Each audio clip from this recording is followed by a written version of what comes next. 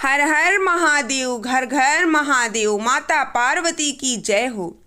आज मैं आप लोगों को शिव जी की बहुत ही सुंदर कहानी लेकर के आई हूँ। शिव चर्चा की बहुत ही अच्छी कहानी है। आप लोग इस कहानी को पूरा ज़रूर सुनिएगा। पूरी कहानी सुनने से कुछ न कुछ ज्ञान अवश्य मिलेगा। कहानी शुरू करने से पहले आप लोगों से निवेदन है कि कृपया से चैनल को सब्सक्राइब जरूर कर लीजिए इसी प्रकार की कहानियाँ सुनने के लिए। आइए फिर कहानी को शुरू करते हैं। एक गांव में एक माँ बेटा रहते थे। माँ ने अपने बेटे को बड़े ही नाजों से पाला हुआ था। सभी माँ अपने बच्चों को बड़े ही अच्छे से पालती हैं, उसी प्रकार उसने भी अपने बेटे को बड़े ही अच्छे से पाल पोस कर बड़ा किया था। बेचारी जगह जगह काम करती जा करके तब जा कर के वो अपने बच्चे को इतने अच्छे से पढ़ा लिखा कर पाल पाती थी, क्योंकि उसके पिता नहीं थे उस बच्चे के। तो माँ को अकेले ही पूरी घर गृहस्थी संभालनी थी। फिर भी उसने कभी कोई शिकायत नहीं करी। अपने बच्चे को लेकर हमेशा उसके लिए अकेले ही खड़ी रहती, कोई उसको अड़चन नहीं आने देती थी। धीरे धीरे बेटा बड़ा हुआ। बेटे ने अपनी माँ के पूरा संघर्ष देखा हुआ था कि किस प्रकार मेरी माँ ने संघर्ष किया था मुझे पालने के लिए। बेटा बड़ा हुआ तो कुछ कमाने लगा इधर उधर से पैसे, तो अच्छे से उसका जीवन चलने लगा। अब वो माँ को कोई काम नहीं करने देता था। हमेशा कहता कि माँ आपने बहुत संघर्ष किया है, अब आपके दिन संघर्ष के चले गए, अब खुशियों भरे दिन आने वाले हैं माँ।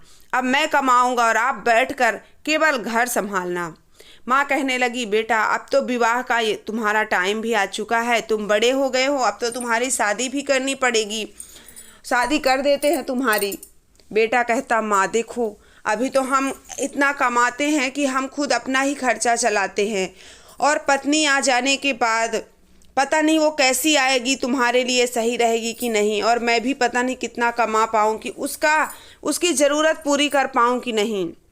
माँ कहने लगी बेटा देखो कमाना और ये सब तो लगा ही रहेगा, पर विवाह तो करना पड़ेगा समय से, नहीं तो फिर बाद में उम्र जाने के बाद कोई नहीं पूछता है। माँ के लाख जिद करने पर बेटा मान जाता है और उसका रिश्ता अच्छे घर में हो जाता है। जब बहू आती है तो बहू अपनी सास को देखकर जरा भी नहीं जुड़ाती है। उसको लगता है कि सास से अलग होकर रहें हम। लेकिन बेटे ने अपनी माँ की तकलीफ़ें देखी थी। बचपन से माँ ने किस प्रकार उसे पाला पोसा था, उसने सब देखा हुआ था। तो वो कैसे अचानक अपनी माँ को अपने से अलग कर दे। और फिर उसके पिता भी नहीं थे।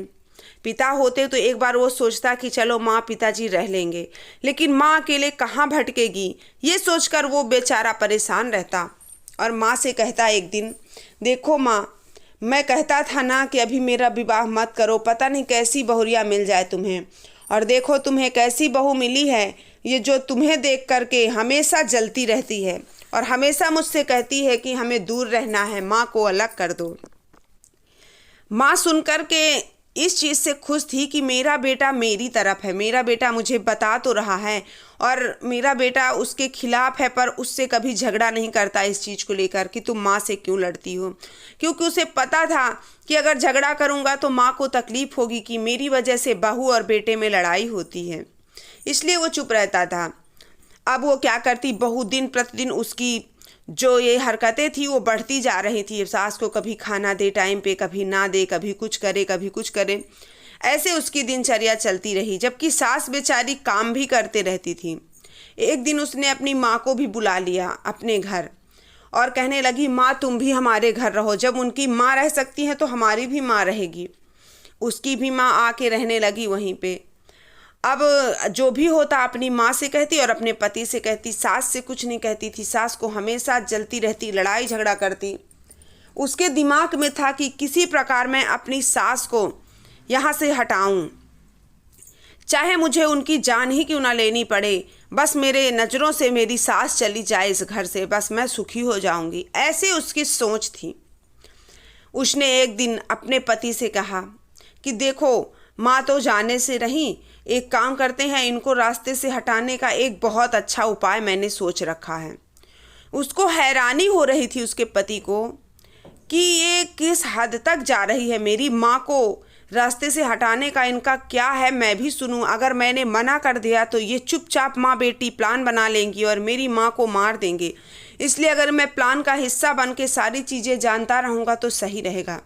वो अपनी पत्नी से कहता है, कैसे तुम मेरी माँ को मारोगी? वो कहने लगी, आप साथ दोगे? उसने कहा, ठीक है बताओ तो। उसने कहा, एक काम करती हूँ, मैं रात में सोते टाइम दूध में जहर मिलाकर दे देती हूँ, तो माँ सोती रहेंगी, जहर पीकर मर जाएंगी और किसी को शक भी नहीं होगा हम पे। चुपचाप हम ले जा कर के इनको गंगा जी में बहा देंगे, किसी को पता नहीं चलेगा। बेटा हैरान था सुन करके उस माँ का कि आज मेरे ही आंखों के सामने मेरी ही पत्नी मेरी ही माँ को जहर देकर मारने की बात कर रही है। कितना खोट भरा है इसके मन में। ये ना ही रहती मेरी पत्नी तो कितना अच्छा रहता। फिर भी उसने उसके प्लान में उसका साथ दिया और अपनी माँ को चुपचाप से जाकर कहता है कि माँ सतर्क रहना, मेरी पत्नी के हाथ से कोई चीज़ खाने से पहले 100 बार सोच लेना, क्योंकि वो तुम्हें मारना चाहती है, तुम्हें जहर देकर मारना चाहती है। माँ की आंखों से आंसू निकलने लगे। माँ सोचने लगी कि अगर मैंने बेटे को इतने अच्छे संस्कार, इतनी अच्छी परवरिश नहीं दी होती तो आज मेरा बेटा उसी के चंगुल में फंसकर मुझे जहर दे देता। लेकिन मेरा बेटा मुझे चाहता है, यही बहुत बड़ी बात है। इसके बाद अगर मैं मर भी जाऊँ तो मुझे कोई गम नहीं होगा। वो उसने पूरा प्लान बना लिया अपनी माँ के साथ मिलकर, और माँ भी इस प्लान का हिस्सा थी। एक ऐसी कोठरिया थी, उसमें दोनों समधी सोया करती थी, लड़के की माँ और लड़की की माँ भी। उन्होंने प्लान बनाया कि रात में दूध पका के ले जाना और जहर वाला दूध सास को दे दूंगी, ऐसा सोची उसने, और अच्छा वाला दूध अपनी माँ को दे दूंगी तो सास तो पी करके सो जाएगी, मर जाएगी। लेकिन जो बेटा था उसने क्या किया, जैसे उसने दूध में जहर मिलाया उसका बेटा आ गया और कहने लगा कि लाओ पानी दो, पानी भी लेके साथ में जाना। और जैसे ही वो पानी लेने गई उसने दूध का गिलास चेंज कर दिया।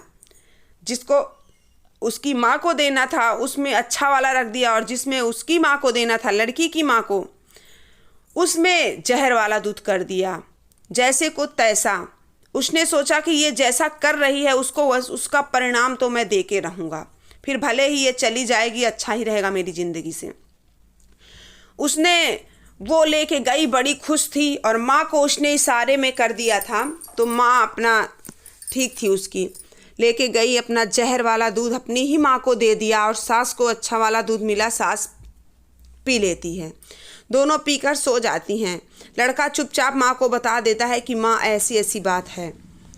माँ भी सुन लेती है, लेकिन जब वो मरी रात में वो मर जाती है, उसकी माँ, उसकी बीवी की जो माँ थी वो मर जाती है, और ये सास चुपचाप से, उसको रात भर नींद ही नहीं आती डर की वजह से। भाई कोई मरा पड़ा है बगल में तो कैसे नींद आएगी। और ये भी सोच रही थी कि अगर मैं पी होती तो आज मैं मर जाती, लेकिन मेरा बेटा इतना अच्छा है कि मुझे मरने नहीं दिया। सुबह उसने प्लान बनाया अपने पति के साथ, बोली कि एक काम करेंगे, पूड़ी कचौड़ी बना लेंगे और सुबह इनको एक बोरा में भर करके ले चलेंगे, गंगा जी में बहा देंगे, किसी को कानों कान खबर नहीं होगी, और हम लोग खाते पीते अपना चले आएंगे, क्योंकि इतना पैसा तो है नहीं कि हम लोग वहाँ कहीं और खाएंगे ले करके कुछ भी। उसने हाँ में सर डुलाया और चुपचाप जा करके लेट के सो गया। उसने रात भर वो सोई नहीं, खुशी के मारे कि आज मेरी सास मर गई, कल से बढ़िया अपना अकेले रहूँगी। सुबह भोर में ही 3 बजे उसने अपने पति को जगाया। उसने कहा कि एक काम करो, चुपचाप सासू माँ को बोरा में भरो और ले चलो। उसने क्या किया, उसी तरह किया, बोरा में भर के ले गए, गंगा जी तक पहुँचे। गंगा जी के घाट में बोरा रखा गया। अब उसने कहा अब क्या करूँ, पति कहता है अब क्या करूँ, तो पत्नी कहती है एक काम करो, कौन इनको डुबाने जाएगा गंगा जी में, ऐसा जोर से लात मारो कि ये लाश सीधा जाके गंगा जी के बीच में गिरे, ताकि अपने से ही डूब जाए, कोई डुबाने का चक्कर ही ना रहे इनको। उसने वैसा ही किया, जोर से लात मारा तो लाश सीधा गई गंगा जी में। एक तो वैसे भी उसके बेटी के लक्षण जो उसमें माँ में समा गए कि एक तो अपनी ही माँ को जहर दिया, ऊपर से दामाद होके सास की लाश को पैर से मारा, वो तो वैसे भी नरक हो गया उसके लिए, जो छू दिया उसका लाश, उसका दामाद। अब वहाँ से वो हंसते खेलते बढ़िया खाते पीते आई, नाचते गाते, बोली कि हम पैदल चलेंगे और नाचते गाते चलेंगे बढ़िया। लड़के ने कहा ठीक है, वो तो सब जानता था। नाचते गाते चली आ रही थी। रास्ते में एक ढोलक भी खरीदी उसने, झांझ भी खरीदी और खूब बजाते गाते नाचते और बड़े खुशी खुशी खाते पीते आ रही थी घर। इधर गांव की महिलाएं भी साथ में हो चली और सोचने लगी कि अरे ये तो बड़ी खुशी की बात है, क्या बात है, ये जलसा हो रहा है। सब पीछे पीछे चल दिए। गांव में ऐसे ही होता है ना कि अगर एक कुछ हो रहा है तो सब भीड़ जमा हो जाती है। उसी प्रकार उस गांव में भी भीड़ जमा हो गई। इधर जो उसकी सास थी उसने सोचा कि गंगा जी के दर्शन ये लोग तो गए थे, हम जा नहीं पाए तो हम इनका स्वागत ही कर देते हैं, पुण्य कमा लेते हैं। इसने दिया हुआ जलाया बढ़िया और सास दरवाजे पे ही खड़ी है उसकी। वो नाचते गाते जैसे ही आके अपने दरवाजे पे अपनी सास को देखती है तो हक्का बक्का रह जाती है और कहती है ये क्या किया तुमने, तुम किसको मार के आ गए। उसने पकड़ा अपनी पत्नी का झोटा और बोलता है कि तू क्या समझती थी कि मैं अपनी माँ को मार दूंगा, मैंने तेरी माँ को मार दिया, अब बोल। वो एकदम हैरान रह जाती है और सोचती है कि कुछ नहीं, इन्होंने मेरा प्लान ही चौपट कर दिया। उसका झोटा पकड़ के बोले, पूरे जगह खसलाते बोले यहीं पे गड्ढा खोदना है और इसको जिंदा ही गाड़ देना है। इसने अपनी सास को मारने की कोशिश की, इसने मेरी माँ को मारने की कोशिश की। वो आवाज़ लगाने लगी अपनी सास को, कहने लगी माँ जी मुझे माफ़ कर दीजिए, मुझे बचा लीजिए, मेरी माँ तो नहीं रही, अब आप ही हैं मेरे लिए सब कुछ। सास कहने लगी तुझे कैसे माफ़ कर दूँ, तूने किसी की हत्या कर दी है। आज तेरी माँ की जगह मेरी लाश उस नदी में तैर रही होती जहाँ तुमने गलती से अपनी माँ को मार दिया। तो बोलते हैं ना कि जैसी करनी वैसी भरनी। तुमने करना चाहा दूसरे के लिए, बोलते हैं अगर दूसरे के लिए गड्ढा खोदोगे तो खुद भी गिर जाओगे उसी में। इसलिए दूसरे के लिए बुरा करने से पहले खुद सोचना चाहिए। बहुत गिड़गिड़ाई, उसका झोटा पकड़ के वो मार रहा था पति। फिर माँ ने ही मना किया क्योंकि माँ का दिल बहुत बड़ा होता है। माँ कहने लगी देखो बेटा, अगर तुम भी वैसे ही हो जाओगे तो उसमें और तुम में फ़र्क ही क्या रह जाएगा, जाने दो, इतना कह रही है तो माफ़ कर दो। लेकिन इसने अपनी माँ को तो मार दिया, कहीं मुझे ना मार दे। उसने कहा माँ जी मुझसे बहुत बड़ी गलती हो गई, मैं अब कभी ऐसा नहीं करूँगी, अनजाने में ही सही मैंने अपनी माँ को खो दिया, अब इसका दर्द मैं जीवन भर इस कलंक से मुक्त नहीं हो पाऊंगी, इसलिए मैं आपकी सेवा करूंगी, इसलिए सेवा करूंगी तो शायद मेरे कुछ पाप कट जाएं। सास ने उसे माफ़ कर दिया क्योंकि माँ का दिल बहुत बड़ा होता है, माँ सबको माफ़ करना जानती है। माफ़ कर दिया। घर आकर बेटा अपनी माँ को गले लगाता है और कहता है माँ देख, तुझे कहता था ना कि मेरा विवाह मत कर, आज देख मैं ना होता तो ये तुझे मार ही दी थी। माँ कहती है कोई बात नहीं बेटा, अगर भगवान नहीं मार सकता तो इंसान की क्या औकात है कि किसी को मार दे। जिसकी करनी में जो लिखा होता है वही होता है। बस सब अपने घर में आराम से रहने लगे, लेकिन उसकी एक गलती की वजह से उसकी माँ इस दुनिया में नहीं थी। तो इसीलिए जैसा करोगे वैसा भरोगे, गलत किसी के साथ मत करो तो गलत नहीं होगा। तुम 2 रोटी खा रहे थे, 2 रोटी बुढ़िया को भी बना के दे देती तो क्या दम घुट जाता तुम्हारा।